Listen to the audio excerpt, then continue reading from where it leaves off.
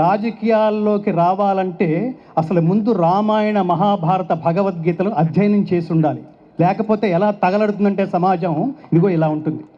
ఇప్పుడు చూస్తున్నాం చాలా చోట్ల వాళ్ళకి మాట అంటే విలువ లేదు, వాగ్దానం అంటే విలువ లేదు, ప్రజలంటే విలువ లేదు.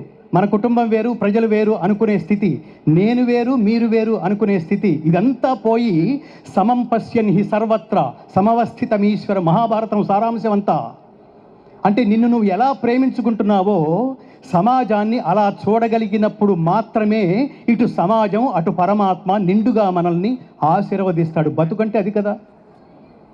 రాజకీయ నాయకులు కొంతమంది విగ్రహాల రూపంలో రోడ్ల మీద కనపడుతూ ఉంటారు చూడండి, ఎండకి ఎండి వానక తడిసి కాకులు రెట్టలు వేసి. అది కాదు జీవితం. ప్రతి ఇంట్లో గోడల మీద ఫోటోగా నిలబడే స్థాయికి ఎదగలిగితే అది కదా జీవితం. 300 సంవత్సరాల తర్వాత ఛత్రపతి శివాజీ